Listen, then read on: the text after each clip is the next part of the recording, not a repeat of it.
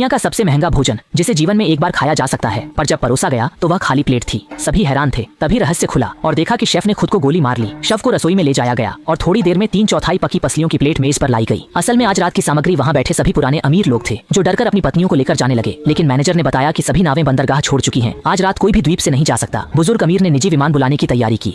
Phone का signal भी काट दिया गया था। वह भागने की कोशिश कर रहा था, पर कुछ बड़े आदमियों ने उसे पकड़ लिया। मुख्य रसोइये ने आवाज दी और वृद्ध अमीर की एक उंगली काट दी, जिससे रेस्तरां में अफरा तफरी मच गई। तब सबको एहसास हुआ कि मुख्य रसोइया मजाक नहीं कर रहा था। आज रात यहीं पर हत्या करके सामग्री जुटाई जाएगी। वेटर ने सबको अपनी जगह पर लौटने को कहा और शेफ ने कहा कि ये सब मेन्यू का हिस्सा है। तभी एक और आदमी भड़क गया। उसने कुर्सी उठाकर रेस्तरां की खिड़की पर दे मारी, लेकिन पता नहीं वो खिड़की किस चीज की बनी थी जो इतनी मजबूत थी। इसके बाद शेफ की कार्रवाई ने सबको चौंका दिया। उसने अपने मालिक को हवा में लटका दिया, क्योंकि मालिक ने उसके मेन्यू में बदलाव किया था। मालिक को धीरे धीरे नीचे उतारा और पानी में डुबो दिया गया। शेफ ने इस दृश्य का आनंद लिया। फिर उसने सबको बाहर बुलाया और कहा कि उन्हें भागने के लिए 45 सेकंड मिलेंगे। उसके बाद लोग उन्हें पकड़ने आएंगे। सभी ने भागने का विकल्प चुना। 4 महिलाएं नहीं हिली। उन्हें अंदर ले जाया गया ताकि वे अगली डिश का स्वाद ले सकें। समय समाप्त होते ही सभी बॉडीगार्ड्स बाहर निकल आए और चाहे पुरुष कहीं भी छुपे हों, सबको पकड़ लिया गया।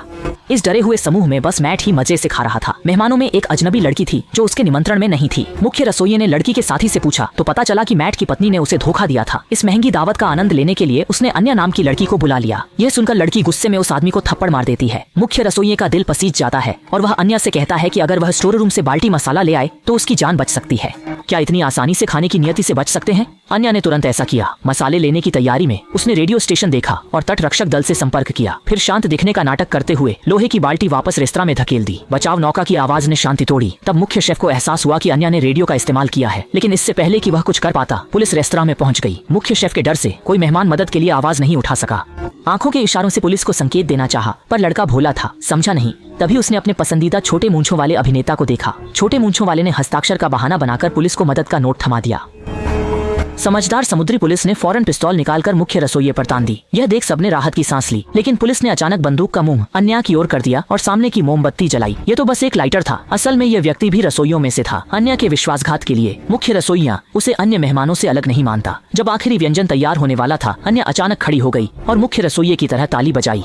यह सब इसलिए हुआ क्योंकि मुख्य रसोइया खाना बनाते समय ध्यान नहीं दे रहा था, जिससे वह बहुत भूखी थी। जब किसी ने मुख्य रसोइया से सवाल किया कि वह क्या खाना चाहती है, तो अन्या ने बताया कि वह एक चीज बर्गर और कुछ फ्रेंच फ्राइज चाहती है। इसलिए मुख्य रसोइया ने खुद जाकर अपने जीवन की आखिरी डिश तैयार की। अन्या ने ऐसा इसलिए किया क्योंकि उसने मुख्य रसोइया की बातों को ध्यान में रखते हुए देखा था कि वह एक बार बर्गर बनाकर बहुत खुश हुई थी।